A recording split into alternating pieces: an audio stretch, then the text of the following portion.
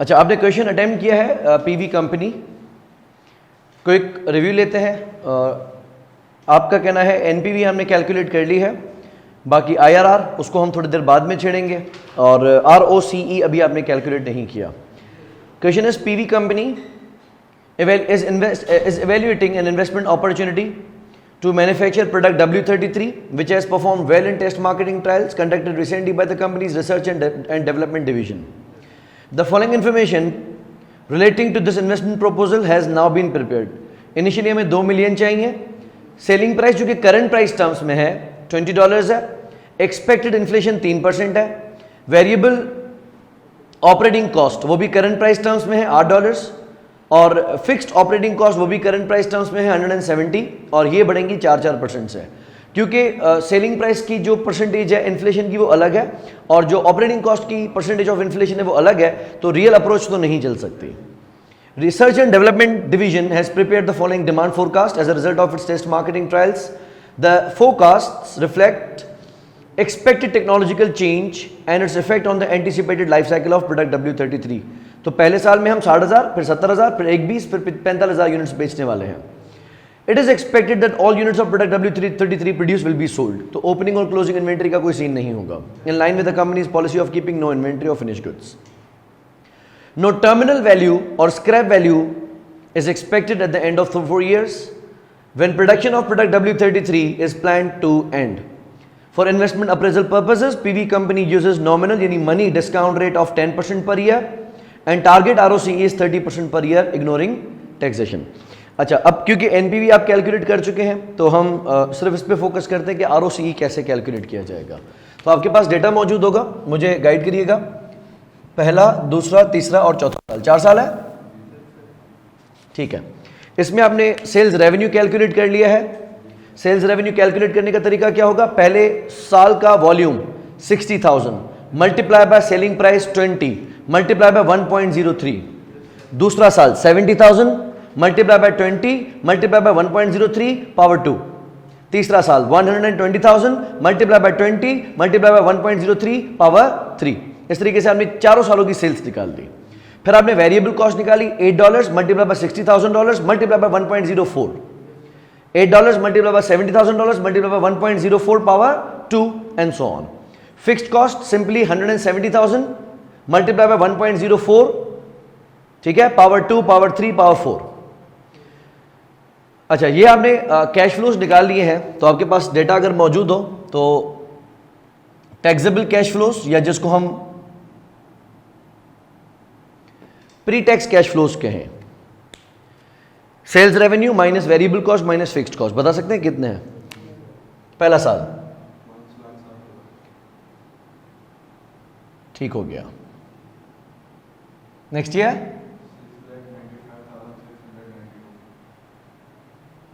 ठीक है,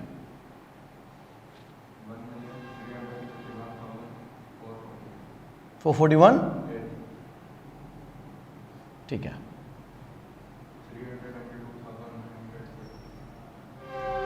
392,000 ठीक है। ये हमारे हैं कैश फ्लोज। एनपीवी इन सबको प्लस नहीं कर सकता because we follow the concept of time value of money.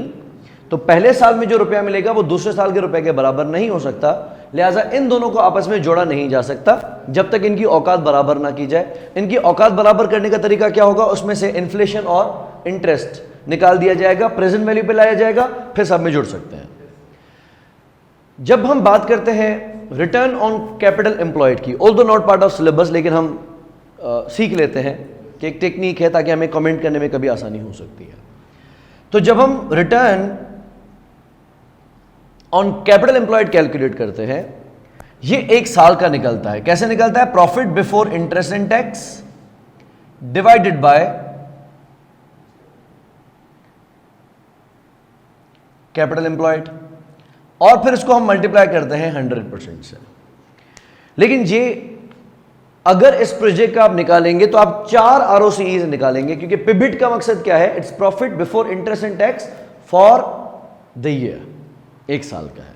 जबकि इस केस में प्रोजेक्ट की लाइफ 4 साल है। जब हम एक्सटेंडेड प्रोजेक्ट की आरओसीई निकालना चाहे तो उसको आरओसीई नहीं कहा जाता, उसको कहा जाता है accounting rate of return, ARR. So ARR is very similar to ROCE. फर्क सिर्फ क्या है, वो 1 साल का है, ये पूरी लाइफ का हो सकता है. तो कैलकुलेट हम कैसे करेंगे?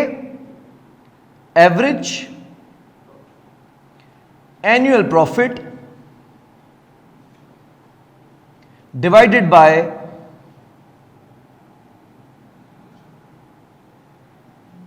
Average investment.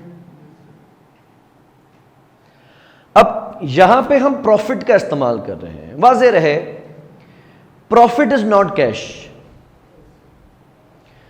कुछ टेक्निक्स ऐसी हैं जो प्रॉफिट्स को बेस बना के यूज करती हैं, लेकिन ये मैं पहले दिन से वाज़ेह कर रहा हूं कि कंपनी का ऑब्जेक्टिव प्रॉफिट कमाना नहीं है. कंपनी का objective is to maximise the wealth of share holders. So there has been a conflict कि क्या प्रॉफिट से वेल्थ मैक्सिमाइज होगी या कैश से वेल्थ मैक्सिमाइज होगी. ये बात वाज़ेह रहे थे कि cash is bookish, sorry profit is bookish. किताबों में कमाया, हाथों में कुछ ना आया. क्या प्रॉफिट को इन्वेस्ट किया जा सकता है? नहीं. जब तक पैसों के फॉर्म में नहीं आता, अक्रूवल बेसिस का प्रॉफिट है, अकाउंट में नहीं आया, बैंक अकाउंट में नहीं आया, तो मैं इन्वेस्ट कैसे करूंगा? ये इन्वेस्टमेंट प्रॉफिट का यूज करती है. लेकिन जो एनपीवी हम कैलकुलेट करते हैं, आईआरआर हम कैलकुलेट करते हैं, पेबैक हम कैलकुलेट करते हैं, वो कैश का इस्तेमाल करते हैं. अच्छा, अब मैं इन सबको प्लस करके अगर डिवाइडेड बाय 4 करता हूं तो ये एवरेज एनुअल कैश आएगा, एवरेज एनुअल प्रॉफिट नहीं आएगा. इसको प्रॉफिट में करने का पहला तरीका क्या है? मैं इसमें से माइनस करूं डेप्रिसिएशन. डेप्रिसिएशन के हवाले से वाज़ेह क्या किया गया है कि हमारी इन्वेस्टमेंट कितनी है? $1 मिलियन, $2 मिलियन. और स्क्रैप वैल्यू कितनी है? नील है. लाइफ कितनी है? तो यानी हर साल की डेप्रिसिएशन कितनी बनेगी? 0.5 मिलियन.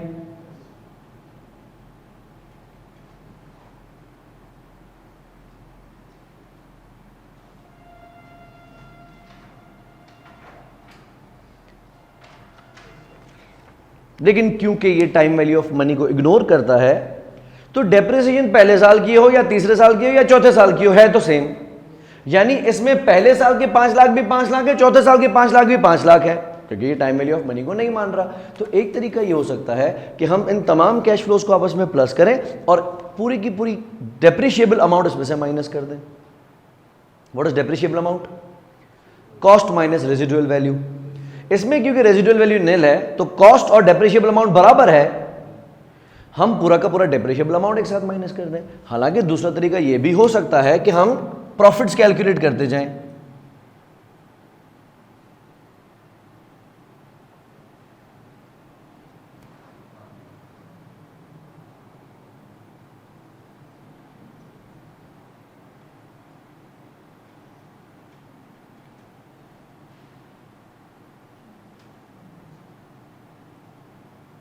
कितना है ये? सॉरी 167.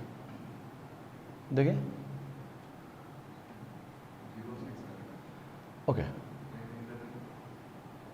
106 1070, ऐसा ही है ना? ओके. हम इन सबको प्लस माइनस कर दें तो भी चलेगा, या ऐसा मुमकिन था कि हम तमाम कैश फ्लोज को प्लस करते और उसमें से पूरे के पूरे डेप्रिशिएबल अमाउंट माइनस कर देते. ये हमारा आ जाता 4 सालों का प्रॉफिट एक्सपेक्टेड. कितना आ रहा है जवाब वैसे इसका?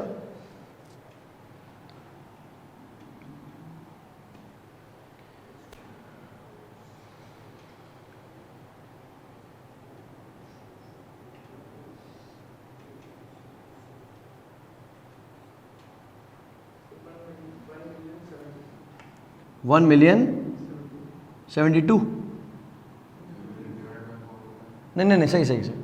ये 1,070,000. अच्छा, यानी मिलियन ही है इफेक्टिवली देखा जाए तो. अगर राउंड अप किया जाए तो मिलियन. ये है हमारा टोटल प्रॉफिट. इसको हम डिवाइड करेंगे नंबर ऑफ ईयर से, जो कि 4 है, तो यह जगह हमारा एवरेज एनुअल प्रॉफिट जो कि करीबन 2.5 लाख है. और डिवाइड हम इसको करेंगे हमारी एवरेज इन्वेस्टमेंट से। Opening investment 2 million plus closing investment यानी इसकी स्क्रैप वैल्यू जो कि निल है, तो हम इसको कैलकुलेट करेंगे as 2 million plus 0 divided by 2 यानी 1 मिलियन एवरेज बन जाएगा। तो इसका जवाब आ गया 25% per annum.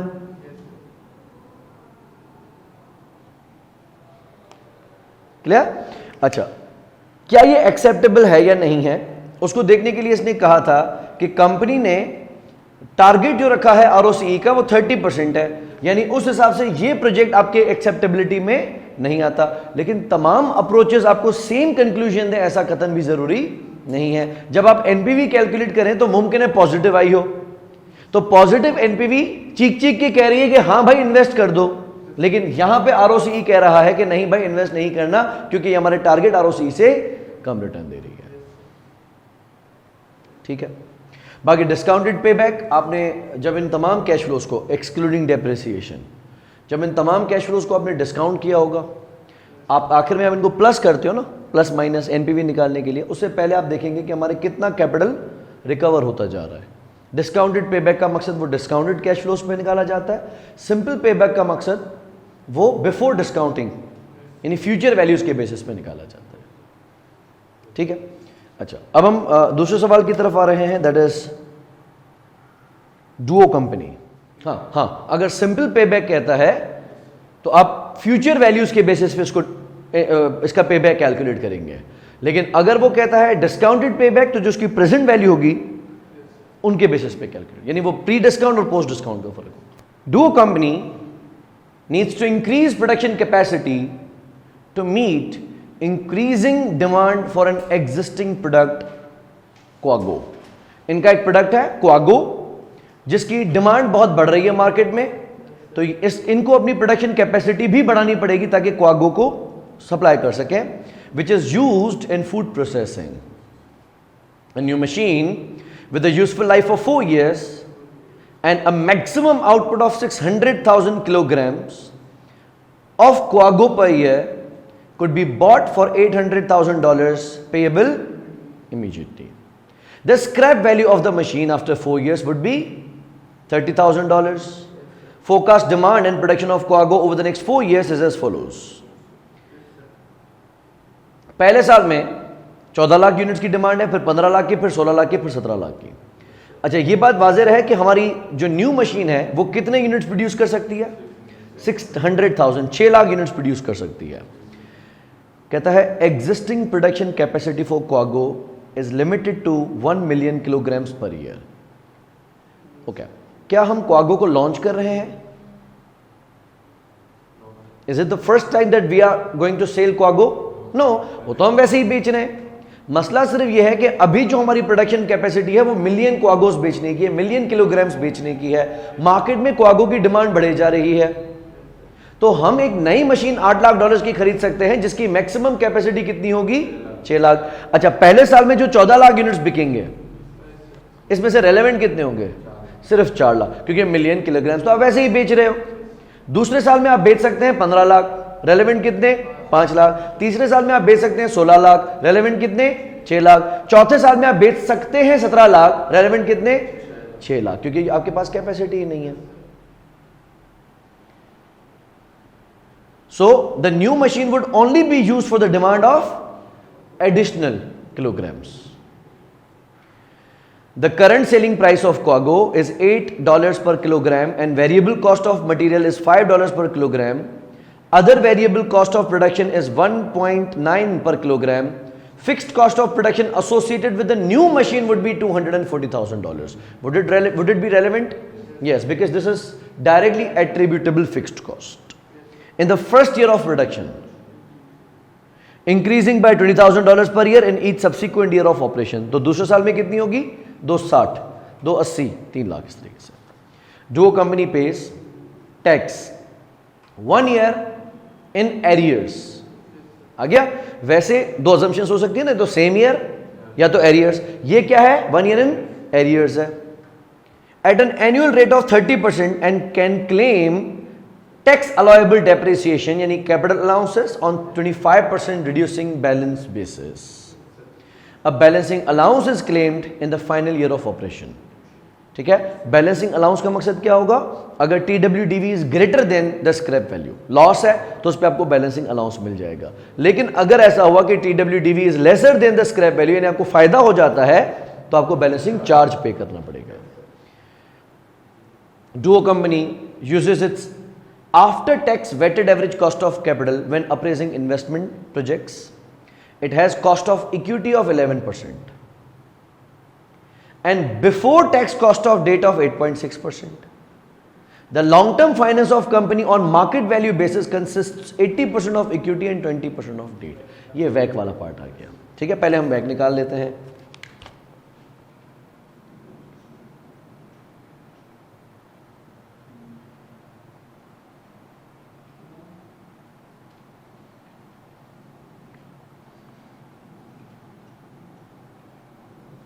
So how do we calculate WACC? Cost of equity multiplied by weightage of equity. Cost of equity कितनी है? Cost of equity 11% है और उसकी weightage कितनी है? Plus cost of debt is 8.6%। ये बिफोर टैक्स है आफ्टर टैक्स है? बिफोर टैक्स है, क्योंकि सवाल के अंदर आपको टैक्स के इंपैक्ट्स दिए गए हैं। कैपिटल अलाउंसेस भी हैं, जो कैश आप जनरेट करेंगे टैक्सेबल कैश फ्लो, उस पे आपको टैक्स भी भरना पड़ेगा। तो जब कैश फ्लो आफ्टर टैक्स होंगे तो डिस्काउंट रेट भी आफ्टर टैक्स होना चाहिए। तो इसको मैंने कर दिया 1 - T, और इसकी वेटेज कितनी होगी? इस सवाल में प्रेफरेंस शेयर नहीं है। डेट के मल्टीपल सोर्सेस हो सकते हैं, बॉन्ड हो सकते हैं, डिबेंचर्स हो सकते हैं, बैंक लोन हो सकता है, सब हम शामिल करेंगे। ठीक है, इसमें 2 दिए हैं, यानी एक बेसिक अंडरस्टैंडिंग वाला वैक हमने कैलकुलेट करना है। कितना आ रहा है? ओके, तो इसको अक्सर हमें क्या करना होता है? राउंड ऑफ करके लिखना होता है। वजह, क्योंकि ये तो हमारी होशियारी है कि हम डिस्काउंट टेबल को देखते नहीं हैं। जो डिस्काउंट फैक्टर्स हम कैलकुलेट करते हैं या एनईटी फैक्टर्स हम यूज करेंगे, वो हम यूज नहीं कर रहे। अदरवाइज एग्जामिनर का फर्ज है कि वो हमें डिस्काउंट टेबल दे, और हम चाहें तो उस डिस्काउंट टेबल्स में से नंबर ऑफ ईयर्स मैच करके जाके फैक्टर निकाल सकते हैं। तो वहां पे होता है 1%, 2%, ये राउंड फिगर्स होती हैं। अगर आपने डिस्काउंट यहां पे रखा वैक 10.2% मिसाल के तौर पे, तो 10.2% तो टेबल में होता ही नहीं है। तो जब भी इन्वेस्टमेंट अप्रेजल किया जाएगा, वैक अगर आप कैलकुलेट करते हैं तो ये जरूरी होगा कि वैक को हमेशा राउंड ऑफ किया जाएगा। ठीक है, अब हम मजीद वर्किंग्स की तरफ आते हैं। मिसाल हम बात करते हैं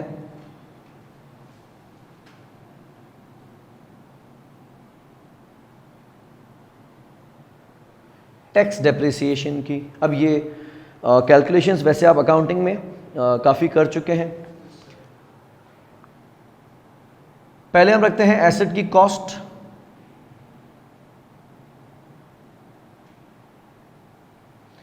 वो है 2 मिलियन, सॉरी 800,000।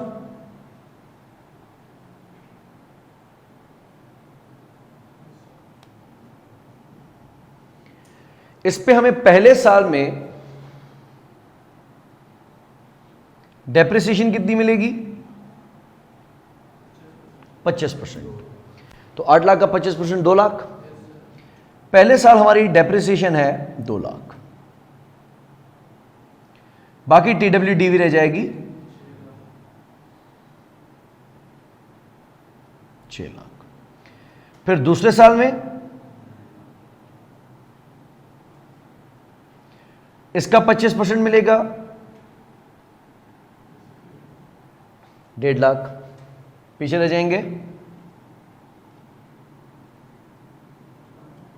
450। फिर हमें मिलेगी डेप्रिसिएशन। चाहिए अब कितनी बनेगी? 90, 1,12,500।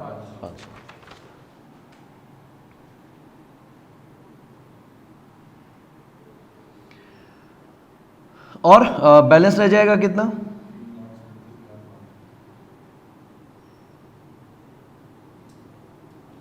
मेरी एक चीज यहां पे आपको समझनी है।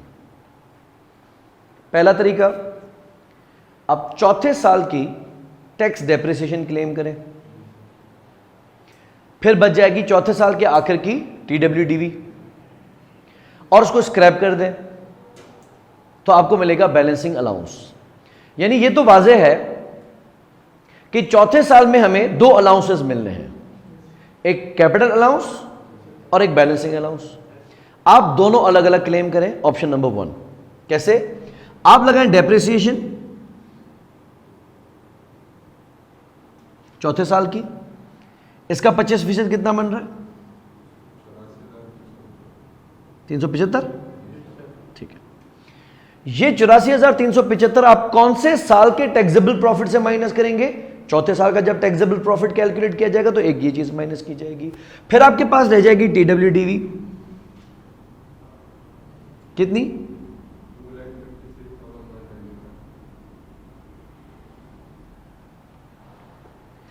और इसको हम करेंगे स्क्रैप। बिकना कितने में इसको? 30।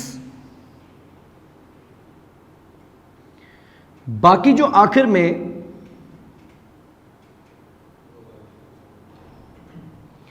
2,23,125 होंगे, ये हो जाएंगे क्या? Balancing allowance. चौथे साल में रखिएगा कैलकुलेटर पे, मुझे कैपिटल अलाउंस कितना मिलेगा? 84,375 प्लस बैलेंसिंग अलाउंस कितना मिलेगा? टोटल कितना हो गया?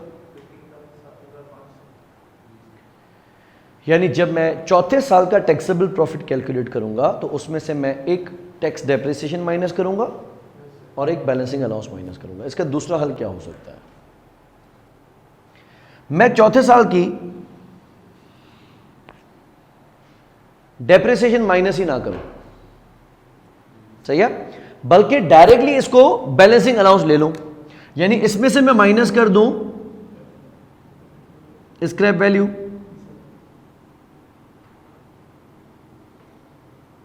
आ गया वही जवाब 3,07,500, और इसको मैं क्लेम कर लूं एज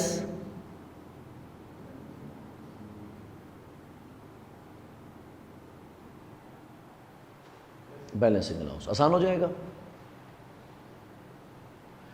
अब आपके पास ऑप्शन क्या है कि या तो ये जो नॉन कैश आइटम्स हैं यानी capital allowances and balancing allowances आप अपनी डिस्काउंट टेबल में लेके जाएं, जो आप एनपीवी की टेबल बनाएंगे उसमें से माइनस करें, टैक्सेबल प्रॉफिट निकालें, टैक्स कैलकुलेट करें और उनको ऐड बैक कर दें। जबकि दूसरा हल क्या हो सकता है, हम इस पे लगा दें टैक्स रेट 30% है ना,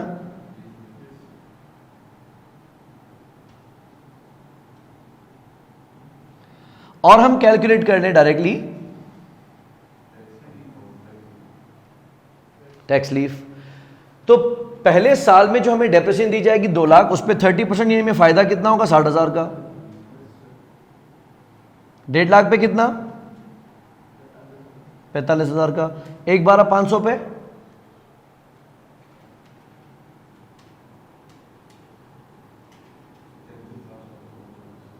750, ठीक है, और 3,07,500 पे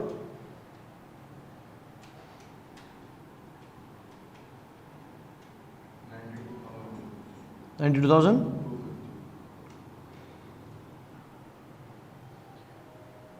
वैसे अगर इसका हम 75% निकालते जाते तो आ सकता था।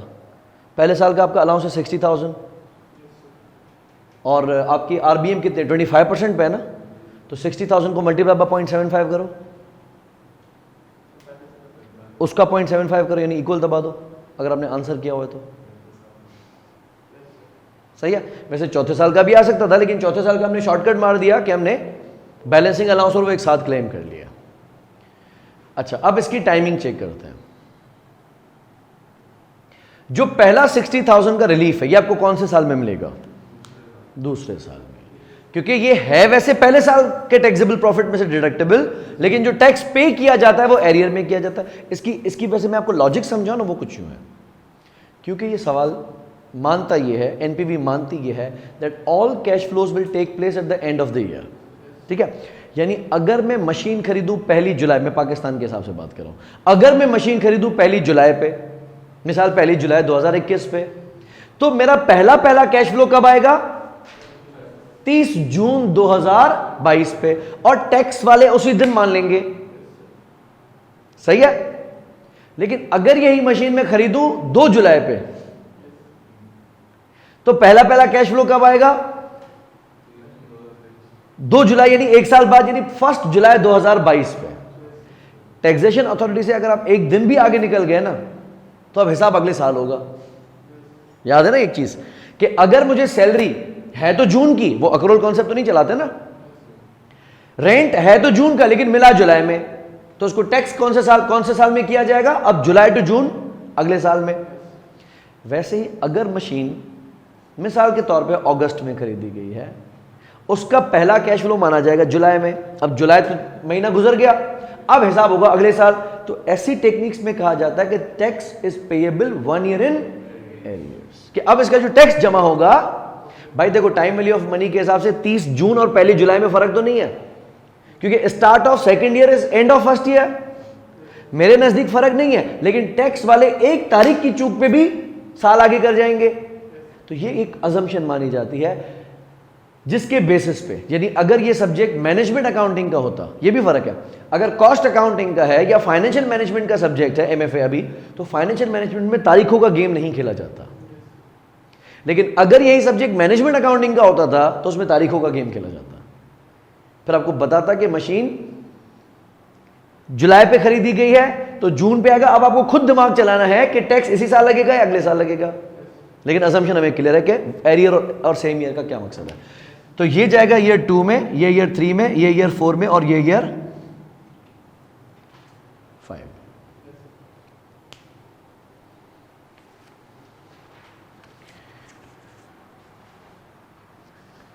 इन्फ्लेशन का सीन नहीं है, सही है, इन्फ्लेशन का सीन नहीं है। यानी अगर मैं कंट्रीब्यूशन मार्जिन निकाल लूं तो मेरे लिए आसानी नहीं हो जाएगी। मैं फजूल में सेल्स रेवेन्यू कैलकुलेट करूं, फिर मैं मटेरियल कॉस्ट कैलकुलेट करूं, फिर मैं अदर वेरिएबल कॉस्ट कैलकुलेट करूं। हम डायरेक्टली कैलकुलेट कर लेते हैं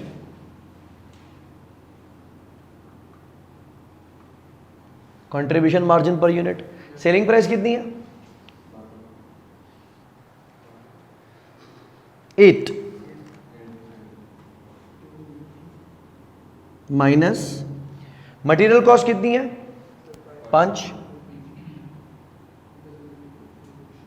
और अदर वेरिएबल कॉस्ट कितनी है? 1.9।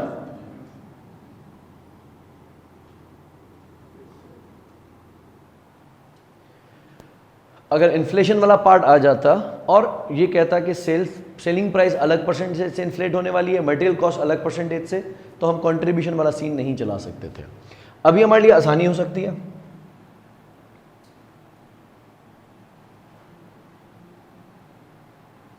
कितने साल का टेबल बनेगा? करेक्ट। लाइफ वैसे 4 है, लेकिन क्योंकि टैक्स एरियर में है। अच्छा, अक्सर आप ये भी प्रैक्टिस रख सकते हैं कि आप ईयर 0 अपनी टेबल का हिस्सा ना बनाएं, चलेगा, आखिर में रख लेंगे ईयर 0। लेकिन एक प्रैक्टिस है, अगर कि सिर्फ इनिशियल इन्वेस्टमेंट ऑफ मशीन है तो ठीक है, वो तो हम आखिर में माइनस कर लेंगे। लेकिन अगर वर्किंग कैपिटल या और कोई पेमेंट एडवांस में आ गई ना, तो हम परेशान हो सकते हैं। ठीक है, तो इसलिए बेहतर है कि हम टेबल पूरी बनाएं, फिर भले खाली छूट जाए। पहले क्या रखेंगे?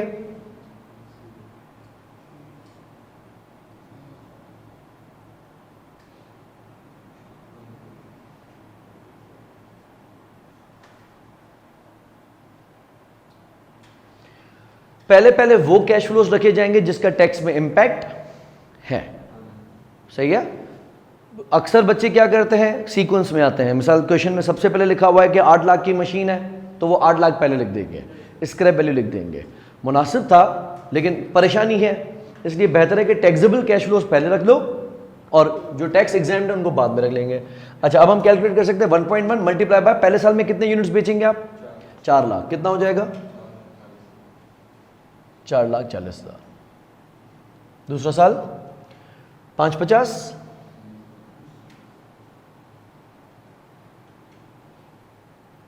660 एंड 660। याद रहे कि हमारी कैपेसिटी डिमांड पूरी करने जितनी नहीं बचेगी चौथे साल में। डिमांड और ज़्यादा हो जाएगी लेकिन हमारी कैपेसिटी 16 लाख यूनिट्स तक की रहेगी। इसमें से हम माइनस करेंगे डायरेक्टली एट्रीब्यूटेबल फिक्स्ड कॉस्ट जो कि पहले साल में है 240, और ये हर साल कितने से बढ़ती जाएगी? 20,000 से बढ़ती जाएगी।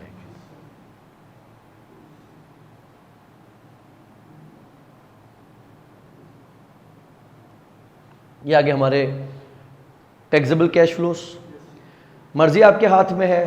प्रैक्टिस हम भले वो रख लेते हैं जो एग्जामिनर करता है, हम यहां पे रख लेते हैं टैक्स अलाउंसेस।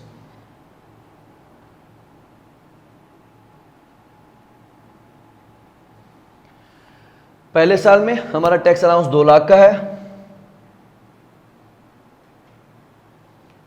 फिर 1.5 लाख,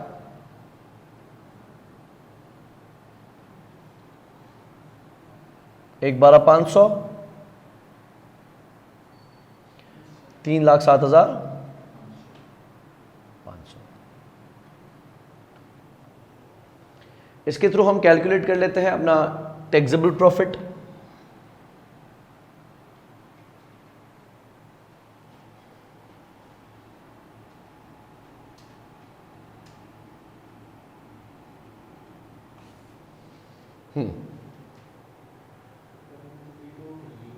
ये 0 हो गया, 140।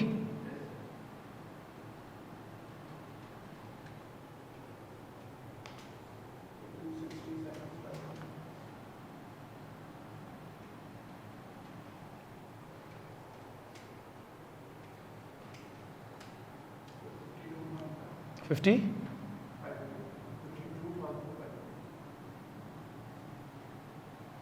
ठीक है, अब हम इस पे लगा लेते हैं टैक्स।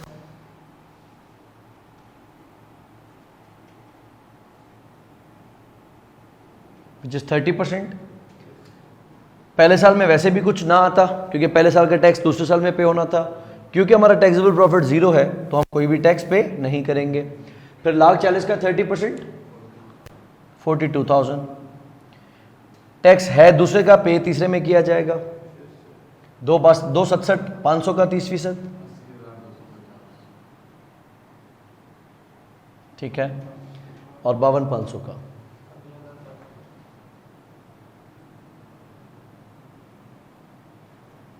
$15,750। अब हम एड बैक कर लेते हैं टैक्स अलाउंसेस।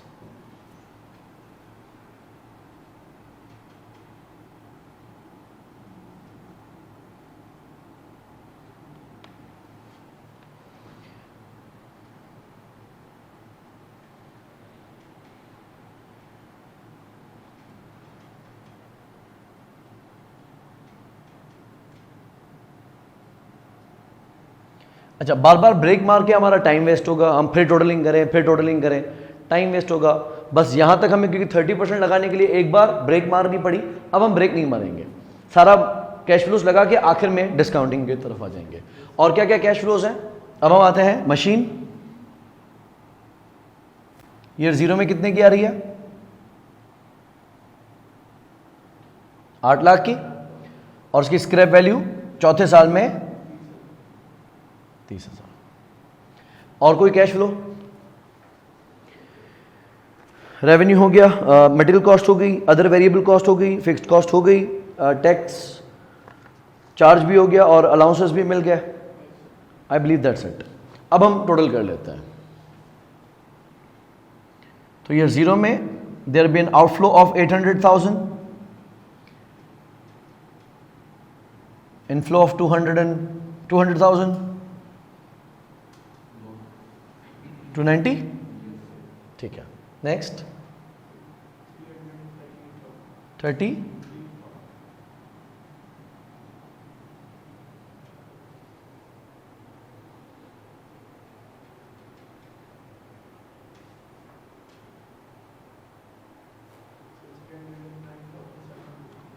600 सॉरी कितना, ठीक है।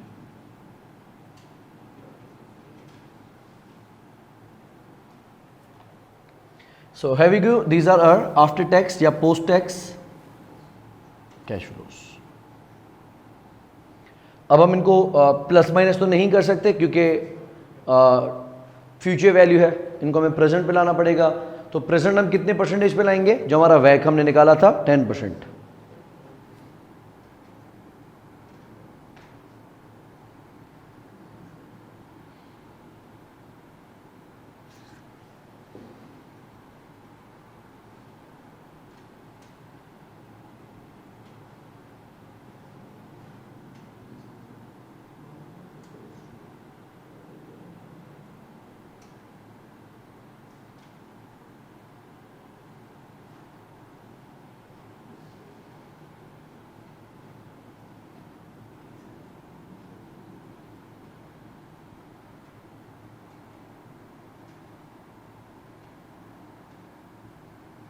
So these are net discounted cash flows।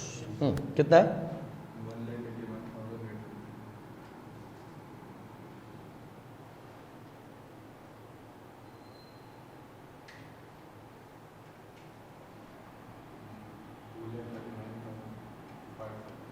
239।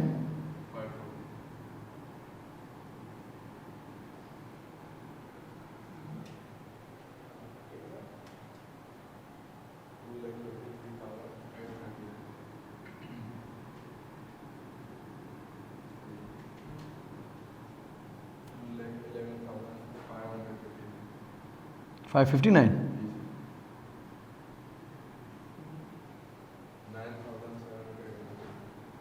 700 and okay. अब क्योंकि ये अपने औकात पे आ चुके हैं, इनमें से हमने फ्यूचर वैल्यू का इम्पैक्ट, इन्फ्लेशन तो था नहीं लेकिन जो टाइम वैल्यू ऑफ मनी का इम्पैक्ट था, अपना रिक्वायर्ड रेट ऑफ रिटर्न वो हमने निकाल दिया है। We can now calculate net present value.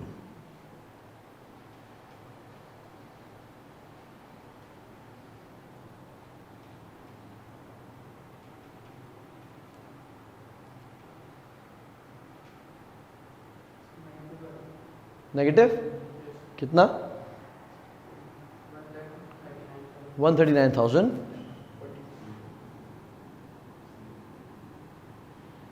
42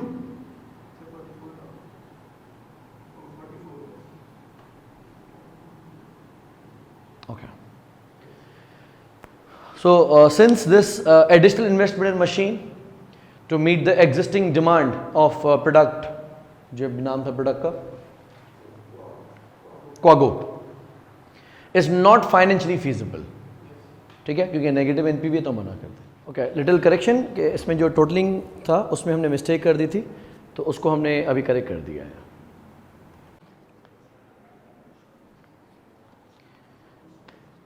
next question को हम कोशिश करके रीड करते हैं and I leave on you कि आप लोग उसको अटेम्प्ट करें। जो टेक्निकलिटीज़ है वो एक बार डिस्कस कर लेते हैं, फिर जो बाकी एरियाज़ हैं, गैप एन्युटीज वगैरह, वो हम डिस्कस कर लेते हैं। Okay, question is HDW company is a listed company which plans to meet increased demand for its products by buying new machinery costing $5 million. The machinery would last for 4 years, at the end of which it will be replaced. Word क्या लिखा? It will be replaced. मैंने वाज़ेह किया था, working capital आखिर में सारा का सारा रिकवर हो जाएगा अगर प्रोजेक्ट वाइंड अप हो जाता है, विच इज़ मोस्ट लाइकली। लेकिन अगर वो कहता है कि मशीन चेंज हो जाएगी, काम चलता रहेगा, जिनके पास उधारी है वो रहेगी, जो इन्वेंट्री है वो रहेगी, जो बैंक अकाउंट बैलेंस है वो रहेगा, सिर्फ मशीन तब्दील हो जाएगी और काम वहीं से कैरी फॉरवर्ड हो जाएगा। ये कह रहा रिप्लेस हो जाएगी। The scrap value of the machinery is expected to be 5% of the initial cost. तो 50 लाख का 5% 2.5 lakh. Capital allowances would be available on the cost of the machine on 25% reducing balance basis with the balancing allowance or charge claimed in the final year of operation. This investment will increase production capacity by 9,000 units per year, and all of these units are expected to be sold as they are produced. Relevant financial information in current price terms is as follows. बोल दिया current price terms. Selling price 650 जो कि 4% से बढ़ेगी, variable cost 250 जो 5.5% से बढ़ेगी, incremental fixed cost 2.5 lakh है जो कि 5% से बढ़ेगी. Can we go with the real terms approach? No, अलग अलग इन्फ्लेशन रेट्स आ गए. In addition to the initial cost of the machinery, initial investment in working capital of $500,000 would be required. Investment in working capital will be subject to general rate of inflation which is expected to be 4.7%. अच्छा, अब इसमें आप क्या करेंगे? 5 लाख को 4.7% से inflate करते जाएंगे. ठीक है, जो डिफरेंस अमाउंट होगा. अच्छा, ईयर जीरो में आउटफ्लो कितना होगा? पूरा 5 लाख, फिर 5 लाख का 4.7%, सही है, जो भी बनता है 21,400 या जो भी बनता है वो आउटफ्लो होगा ईयर 1 में. फिर तो पहले बेहतर होगा कि आप कंपाउंड करके लिख लें, ईयर 0, 1, 2, 3, 4 जो भी साल है कंपाउंड करके लिखेंगे, क्योंकि आप इक्वल करके 5 लाख टाइप करेंगे कैलकुलेटर पे, फिर मल्टीप्लाई करेंगे 1.047 इक्वल इक्वल इक्वल इक्वल, तो अगले साल का आता जाएगा. फिर आप रिवर्स में आते जाएं तो हो सकता है. खैर, कोशिश ये करिएगा कि जितने शॉर्टकट्स ट्राई कर सकते हैं. मिसाल आपका जहन काम करता है कि इसको अगर ऐसे करते तो हमारा डायरेक्ट आंसर आ सकता था. दिमाग से चैलेंज नहीं करना कि नहीं होगा, आप करके देख लेना. कभी कभी आपको जेन्युइन टेक्निक मिल जाएगी, कभी कभी कोइंसिडेंटली ठीक हो जाएगा. हमेशा काम नहीं करेगा वो अप्रोच, लेकिन उस क्वेश्चन में भी काम कर जाए. तो आपको जो सीखा हुआ होगा ना, तो आप एग्जामिनर के क्वेश्चन को और आसानी से कर सकते हैं जब आपके पास ट्रिक्स होंगे. HDW company pays tax on profits at 20% per year. कब? 1 year in arrears. The company has a nominal or money terms after tax cost of capital of 12%. So you are supposed to calculate the net present value of planned purchase of the new machine using the nominal or money terms approach and comment on its financial acceptability. B part में कहता है discuss the difference between nominal या money terms approach and real terms approach to calculating net present value. सही है, ये हमें पता है कि nominal terms में हम inflation को incorporate कर लेते हैं और फिर उसको nominal rate पे ही discount करते हैं, जबकि रियल टर्म्स अप्रोच में इन्फ्लेशन इनकॉर्पोरेट नहीं की जाती और ना ही उसमें से निकाली जाती है, उसको रियल रेट पे किया जाता है. सही है. और फिर आप इसमें ये डिस्कस कर सकते हैं कि अगर डिफरेंट इन्फ्लेशन रेट्स हैं तो फिर हमें नॉमिनल टर्म्स अप्रोच पे ही जाना पड़ेगा, लेकिन अगर एक universal general rate of inflation है तमाम कैश फ्लोज पे, तो हम उसको रियल टर्म्स अप्रोच पे भी सॉल्व कर सकते हैं. Will get the same answer. ठीक है, ट्राई कर लोगे ये सवाल? ठीक है. अब मैं कुछ बाकी चीज़ें डिस्कस करता हूँ आपसे जो किताब में लिखी हुई हैं और आगे हमें काम में. एक वर्ड आपने पढ़ा होगा पहले से ही, एन्युटी.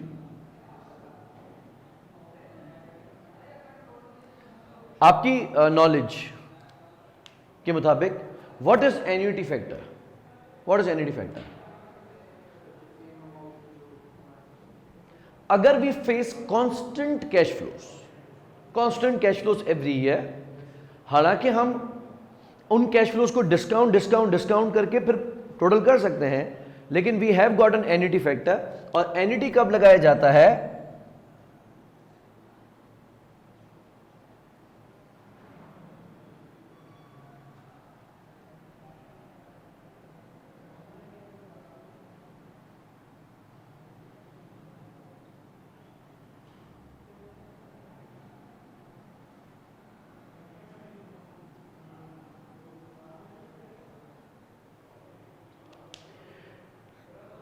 एनपीवी के सवाल के अंदर we can not take risk.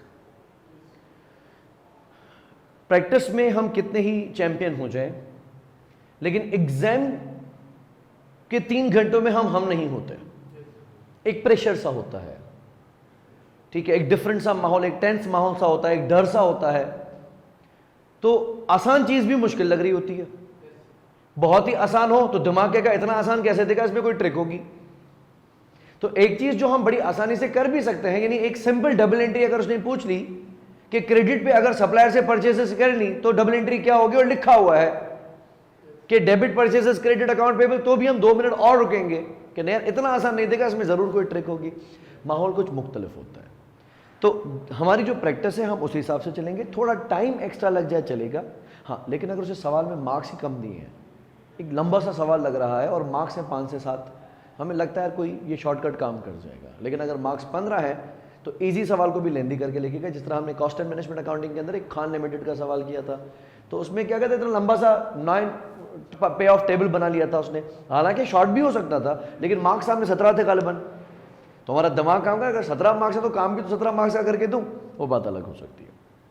Annuity यानी अगर एक constant series of cash flows है तो हम उस पर एन्युटी फैक्टर लगा सकते हैं।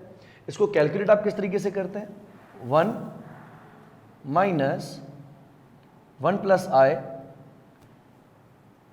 Power minus N. अच्छा, फिर इसमें एक गेम आता है, एक होती है ऑर्डिनरी एन्युटी और एक होती है एन्युटी ड्यू। ऑर्डिनरी एन्युटी का मकसद कि every cash flow will be taking place at the end of the year, तो हम इसको लगा सकते हैं।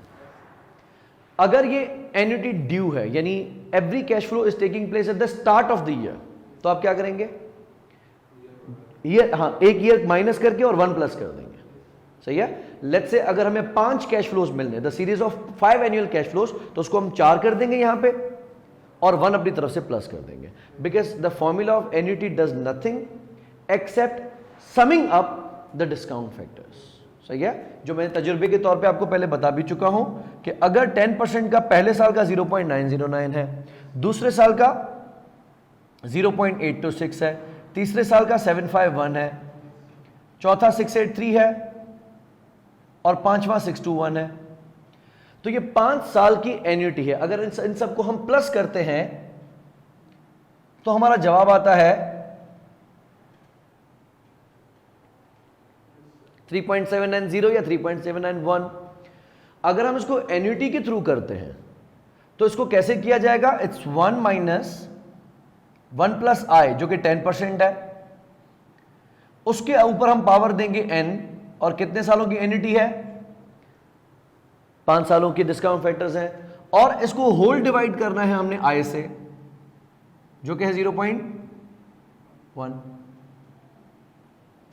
तो हमारा आंसर वही 3.791 आ रहा है। So annuity is not a magic, basically it is a formula जो कि एक certain number of cash flows को, डिस्काउंट फैक्टर्स को आपस में प्लस कर देता है।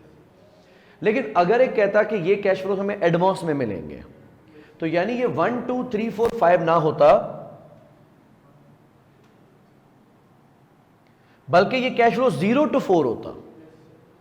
तो पहला कैश फ्लो मिलता है ईयर 0 में और आज का 1 रुपया है, तो मैं इन 4 डिस्काउंट फैक्टर्स को प्लस करता और उसमें 1 ऐड कर देता।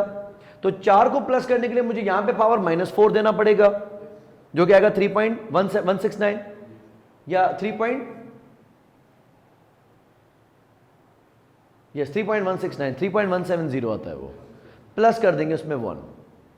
ठीक है, ये चीज आपको अच्छे से पता है। इसमें एक कॉन्सेप्ट आता है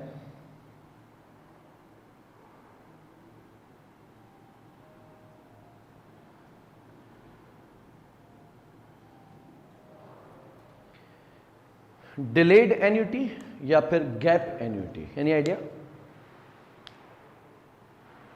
कॉन्सेप्ट आप खुद ही निकाल लोगे, मैं सिर्फ मसला बताऊंगा, हल आपको खुद ही समझ में आ जाएगा। मिसाल के तौर पे एक प्रोजेक्ट है जिसमें पहले साल में, दूसरे साल में और तीसरे साल में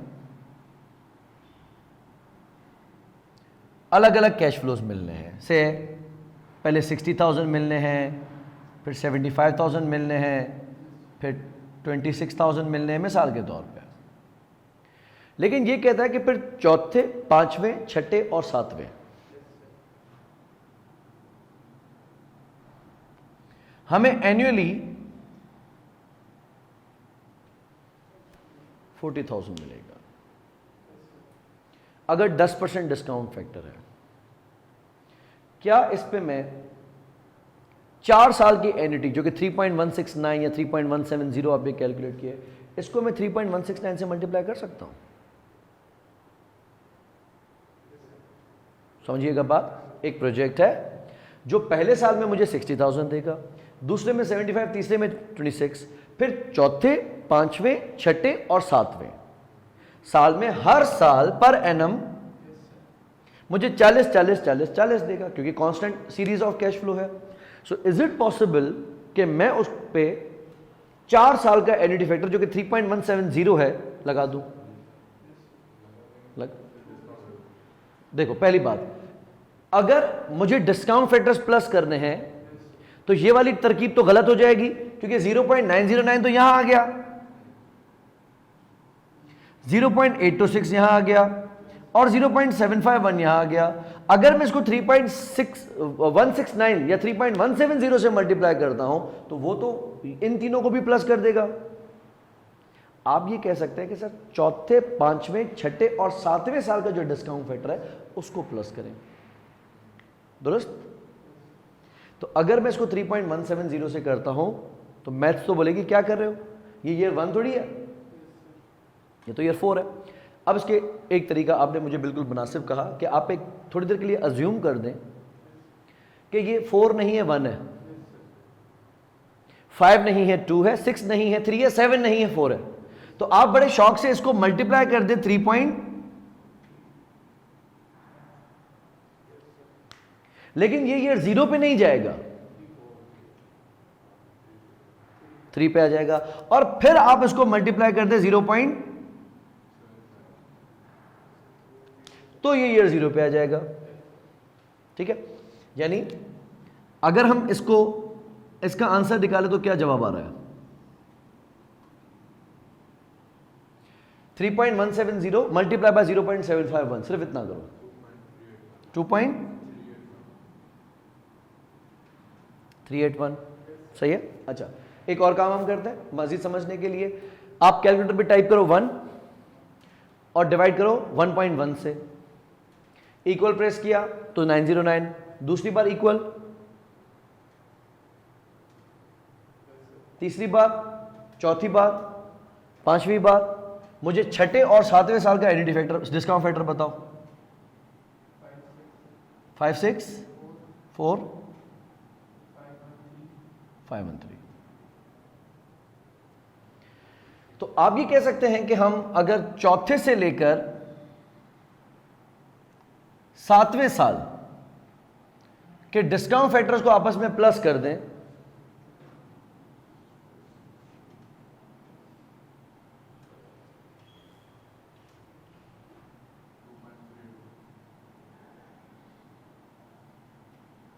$2.381।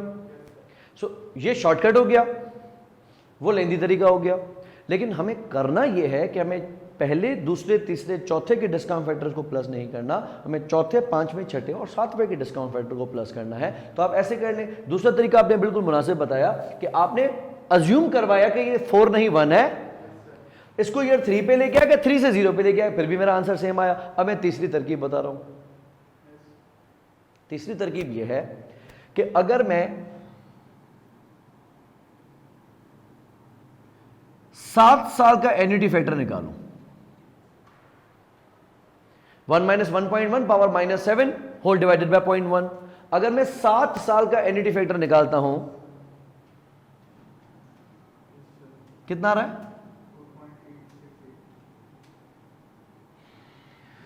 और उसमें से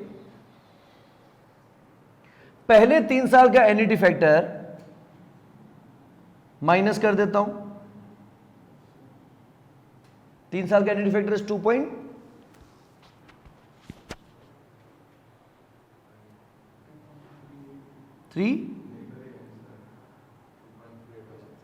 मुझे सिर्फ 3 साल का एन्युटी फैक्टर बताया। It's 1 - 1.1 power -3 whole divide by 0.1, 2.486। तो ऐसा मुमकिन है कि मैं 7 साल का एन्युटी फैक्टर निकालूं, यानी 7 साल के डिस्काउंट फैक्टर्स जोड़ दूं, उसमें से पहले 3 साल के डिस्काउंट फैक्टर्स माइनस कर दूं। जवाब क्या आएगा?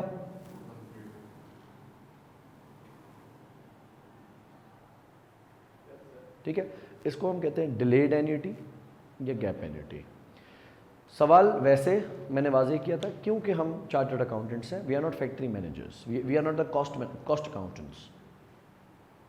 पर हम सिर्फ ये फाइनेंशियल मैनेजमेंट या ये कॉस्ट अकाउंटिंग की चीज़ें इसलिए हम लेते हैं, लॉ की चीज़ें इसलिए लेते हैं कि एज ए चार्टर्ड अकाउंटेंट हमें इन तमाम फील्ड्स का अंदाज़ा होना चाहिए।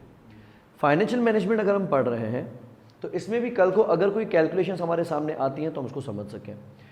ऐसा होगा कि जब हम IAS 36 के अंदर इम्पेयरमेंट टेस्ट करते हैं किसी एसेट की या किसी CGU की, तो हमें उसकी वैल्यू इन यूज कैलकुलेट करनी होती है, ठीक है। And value in use is the discounted present value of estimated cash flows.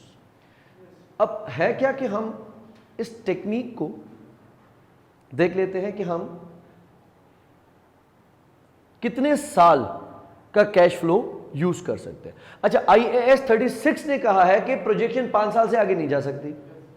तो नॉर्मली ऐसा होगा कि किसी भी सवाल में आपको जो प्रोजेक्ट की लाइफ देगा वो 4 साल या 5 साल होगी, लेकिन अगर वो खींच गया 8 साल 9 साल खींच गया तो वो मुमकिनन तौर पे एक डिलेड एन्युटी दे देगा।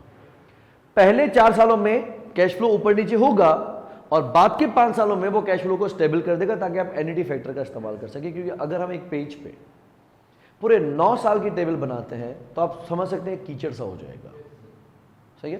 तो ऐसा हो सकता है। आपको पता होना चाहिए कि डिलेड एन्युटी और गैप एन्युटी क्या है। इसको निकालने के हमने 3 तरीके सीख लिए। पहला, डिस्काउंट फैक्टर्स निकाल के उनको प्लस कर दें। दूसरा, नंबर ऑफ ईयर्स, मिसाल यहां पे 4 ईयर्स हैं तो सिंपल 4 ईयर्स की एन्युटी निकाली और उसको 1 साल पीछे के डिस्काउंट फैक्टर से मल्टीप्लाई कर दिया, या फिर टोटल लाइफ की एन्युटी निकाली और जहां से एन्युटी स्टार्ट हो रही है उसके एन्युटी फैक्टर्स को हमने माइनस कर दिया। इसी तरीके से एक टर्म आपने पढ़ा है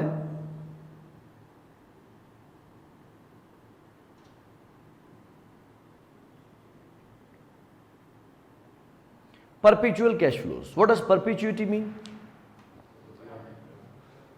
Infinite. कि एक कैश फ्लो जो हमें इनडेफिनेट टाइम पीरियड तक मिलता रहेगा हम उसको कहते हैं परपेचुअल। अब क्योंकि हम इसमें n की वैल्यू स्पेसिफाई नहीं कर सकते, नंबर ऑफ ईयर्स है ही नहीं, तो इसको वैसे कैलकुलेट करने का सीधा तरीका क्या होता है, जितनी भी हमारी इन्वेस्टमेंट है उस पे हम लगाएंगे अपना इंटरेस्ट रेट या जो भी आपका वैक है, तो ये आ जाएगा हमारा एनुअल रिटर्न।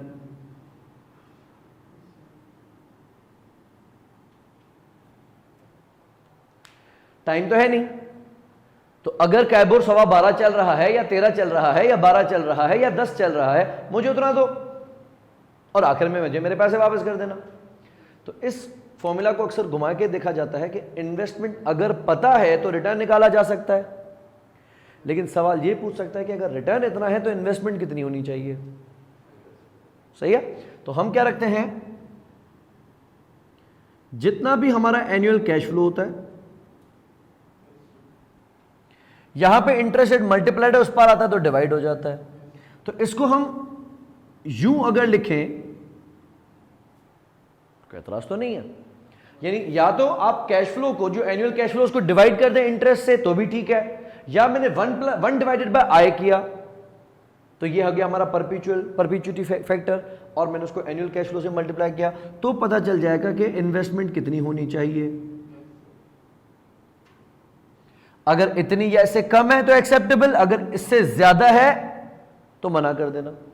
जाहिर सी बात है कि अगर मैं 1 करोड़ रुपए लगाता हूं और 12% इंटरेस्ट है तो मुझे साल में 12 लाख रुपए मिलने चाहिए, और एक इन्वेस्टमेंट अगर एक साल में मुझे 8 लाख रुपए दे रही है तो मैं उसको डिवाइड करूंगा 12% से,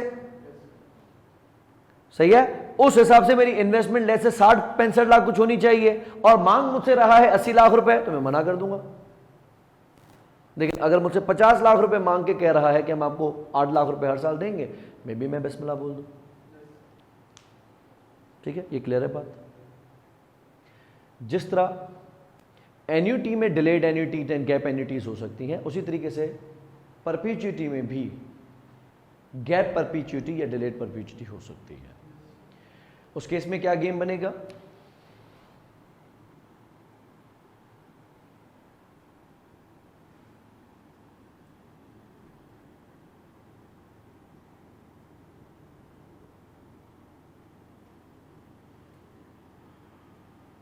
अब आपको ये क्लियर होना चाहिए। ऐसा मुमकिन है कि पहले, दूसरे और तीसरे साल में मुझे अलग अलग कैश फ्लोज मिले,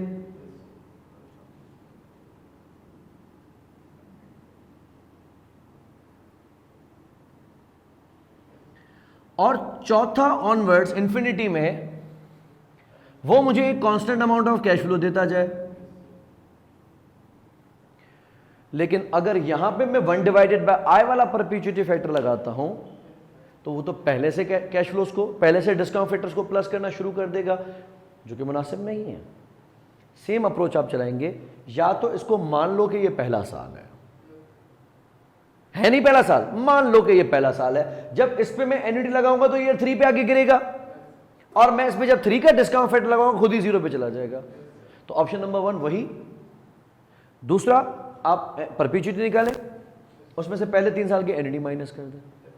अब ये वाला तरीका यहां पे काम नहीं कर सकता कि मैं डिस्काउंट फैक्टर्स को प्लस करूं, क्योंकि कोई लाइफ नहीं है, ठीक है। तो बहुत ज्यादा, अगर एक्सेल पे करूंगा तो हो जाएगा, लेकिन अगर मैन्युअली करूंगा तो बहुत टाइम कंज्यूमिंग हो जाएगा। कॉन्सेप्ट हमें पता है, ठीक है। क्लियर है सवाल ऐसा?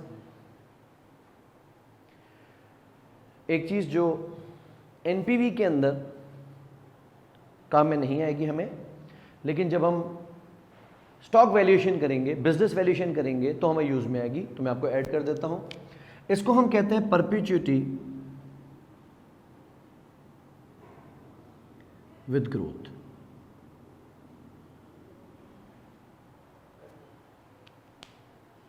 परपेचुइटी विद ग्रोथ का क्या मकसद है? वैसे हम अज्यूम करते हैं कि एन्युटी में कांस्टेंट कैश फ्लो होगा, कैश फ्लो अगर चेंज हुआ तो एन्युटी बोलेगी साईं माजरत।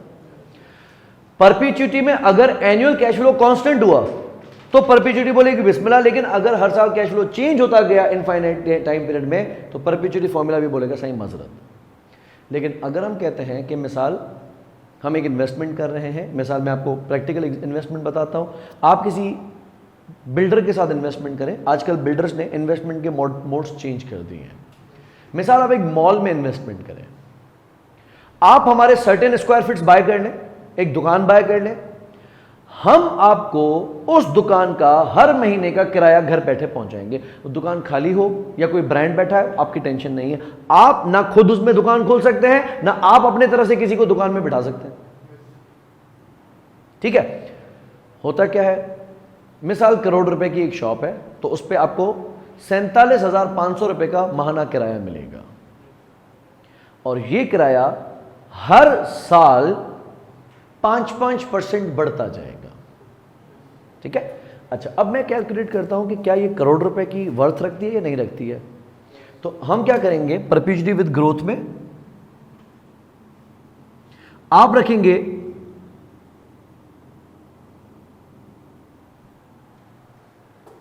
एनुअल कैश फ्लो ईयर 0 का करंट, इसको आप मल्टीप्लाई करेंगे 1 प्लस जी से। यहां पे जी इज ग्रोथ रेट, और डिवाइड करेंगे इसको इंटरेस्ट रेट माइनस जी से। ये आ जाएगी हमारी प्रेजेंट वैल्यू।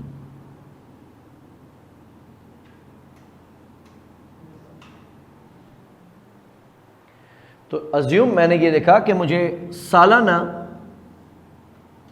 किराया कितना मिलेगा। अगर 47,500 एक महीने का है तो मल्टीप्लाई बाय 12, 5,70,000। और ये किराया हर साल ग्रो कितने से करेगा? 5% से। अगर मैं कहता हूं यार, क्योंकि मुझे आप प्रॉपर्टी के कंट्रोल नहीं दे रहे हो, मैं अपनी मर्जी से किसी को किराए पे नहीं दे सकता, तो मुझे ऐसी प्रॉपर्टी में से कम 12% रिटर्न तो चाहिए, क्योंकि ये प्रॉपर्टी कौन सी हुई, ये तो सॉर्ट ऑफ एक इन्वेस्टमेंट, फाइनेंशियल इन्वेस्टमेंट हो गई ना। तो मैं इसको डिवाइड करता हूं, मेरा रिक्वायर्ड रेट ऑफ रिटर्न कितना है 12%, और ग्रोथ कितनी है, उस हिसाब से मुझे 425 स्क्वायर फीट की दुकान कितने में खरीदनी चाहिए? 85,00,000 इस तरीके से हम वैल्यूएशन निकालते हैं। इसको हम कहते हैं परपेचुइटी विद ग्रोथ। तो एनुअल कैश फ्लो, यानी हम इसको अगर कैश फ्लो को 1 माने, क्योंकि जब हम डिस्काउंट या एन्युटी फैक्टर निकालते हैं तो उसमें हमेशा 1 रखा जाता है। इसमें 1 का मकसद क्या होता है, हम अज्यूम करते हैं 1 रुपी कि 1 रुपया अगर मुझे साल के बाद मिलेगा तो आज के कितने पैसे हुए, 4 साल बाद मिलेगा तो आज के कितने पैसे हुए। वहां पे 1 रुपी को हम बेस बनाते हैं। सेम अगर 1 की जगह आप कैश फ्लो भी रख दें भाई, जिस तरह हम डिस्काउंट फैक्टर निकालते हैं 1 डिवाइडेड बाय 1 प्लस आई, अगर मैं 1 ना रखूं, cash flow divided by 1 plus i power n कर दूं तो भी ठीक है, लेकिन 1 को हम बेस रखते हैं। ठीक, ये इसी तरीके से हम यहां पे 1 कैश फ्लो को बेस रख रहे हैं, इसको हम मल्टीप्लाई करते हैं 1 प्लस जी से और डिवाइड करेंगे वैक माइनस जी, या जो भी आपका आई माइनस जी है, ये आपकी बन जाएगी प्रेजेंट वैल्यू। ठीक है। अच्छा, इसके अलावा जो बुक में एक जिक्र आ रहा है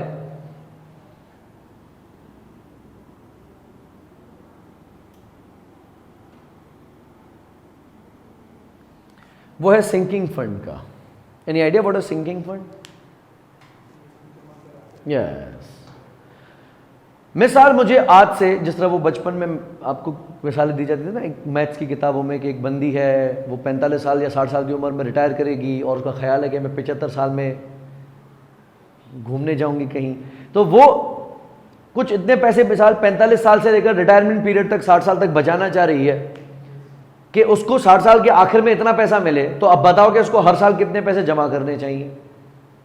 सही है। तो अगर हमें आफ्टर सर्टेन टाइम एक फ्यूचर वैल्यू चाहिए तो हम हर साल कितना अमाउंट जमा करते जाएं। ठीक है। यहाँ पे अब मतलब ऐसे पढ़ाने की कोई बड़ी चीज़ नहीं है।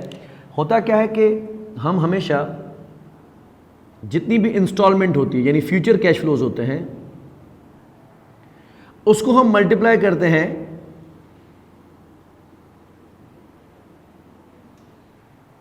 एन्युटी फैक्टर से।